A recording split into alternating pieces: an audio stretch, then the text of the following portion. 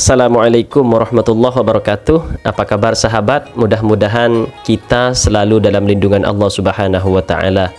Baik, kali ini karena banyak sekali komentar yang masuk yang bertanya mengenai bagaimana cara menjadikan anak soleh, solehah, atau lebih tepatnya amalan apa yang bisa dibaca agar anak menjadi soleh dan solehah. Nah, kira-kira seperti apakah amalannya sahabat dan bagaimana cara mengamalkannya? Maka sebelumnya yang belum subscribe silahkan subscribe ke channel ini untuk ikut berpartisipasi mensyiarkan Islam melalui channel HN Official ini.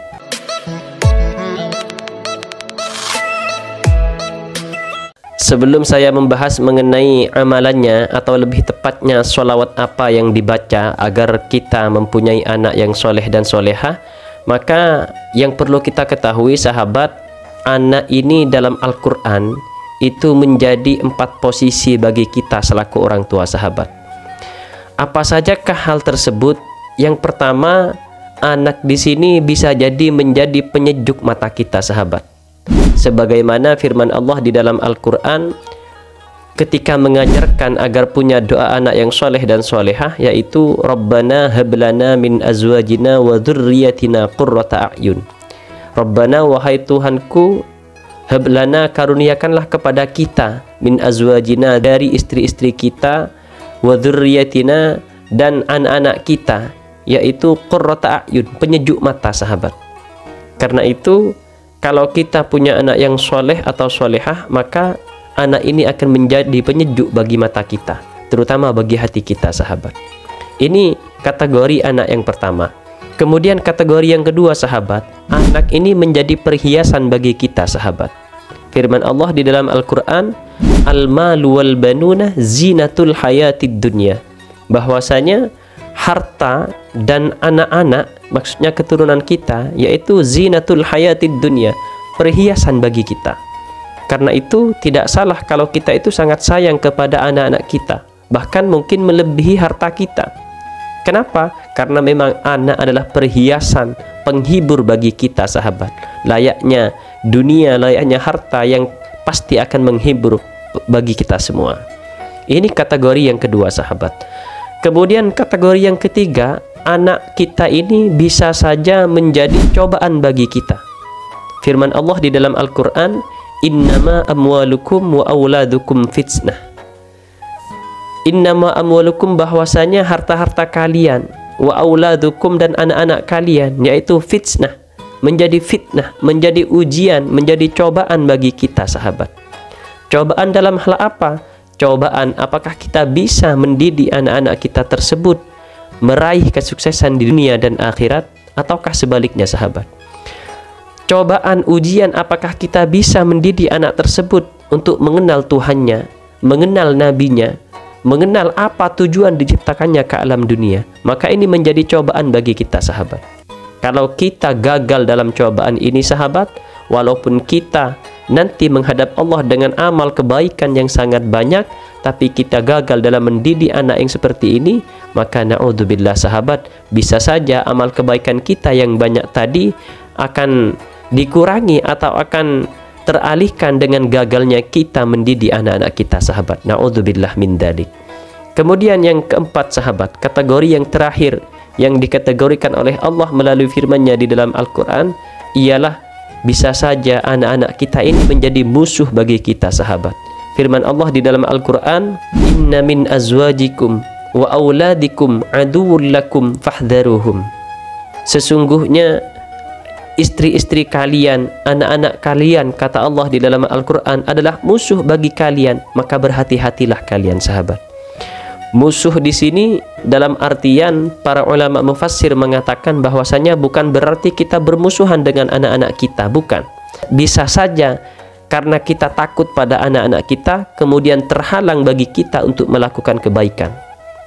Berapa banyak sahabat orang tua yang karena takut kepada anaknya sehingga mereka tidak berani untuk bersedekah, tidak berani untuk berinfak di jalannya Allah, tidak berani untuk berbuat kebaikan karena takut dimusuhi oleh anak-anaknya.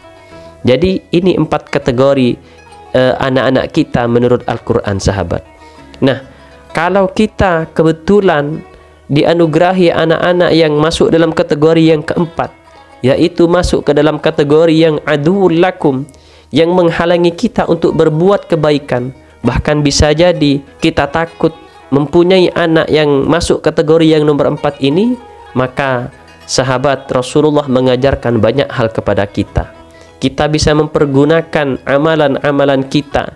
Kita bisa mempergunakan sholawat, cara-cara islami yang insya Allah dengan cara-cara ini maka anak-anak kita akan menjadi anak-anak yang soleh dan soleha.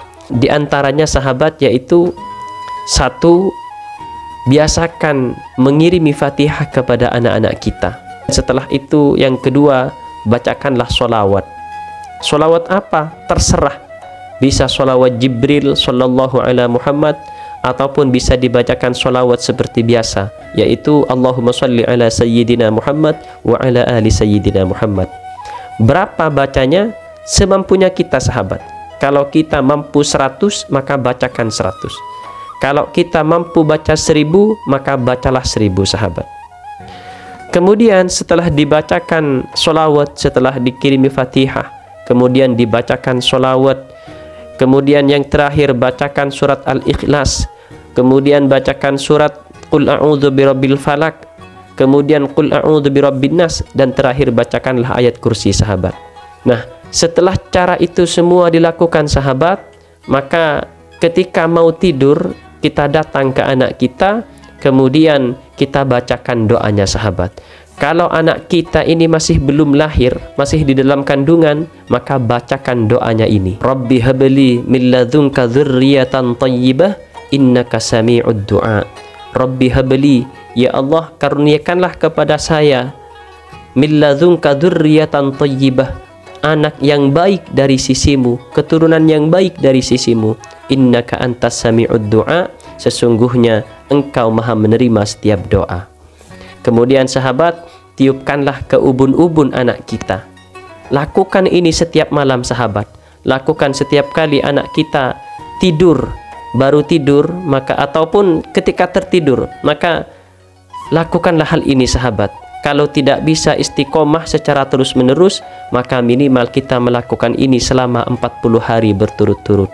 Insya Allah akan ditanamkan sifat baik di dalam hati anak kita, di dalam diri anak kita sahabat. Akan ditanamkan sifat-sifat nur dari kenabian Rasulullah sallallahu alaihi wasallam, berkah sholawat yang kita bacakan tadi, ataupun berkah doa yang kita panjatkan kepada Allah tadi sahabat. Jadi ini saja mungkin sharing saya pada kesempatan kali ini. Mudah-mudahan kita bisa mengamalkan, dan mudah-mudahan kita semuanya diberikan keturunan yang soleh dan solehah, yang bisa menyenangkan hati kita, menyenangkan diri kita selaku orang tua, baik di dunia, lebih-lebih nanti di alam akhirat. Amin, amin ya rabbal alamin. Demikian sahabat, semoga bermanfaat. Terima kasih, saya akhiri. Wassalamualaikum warahmatullahi wabarakatuh.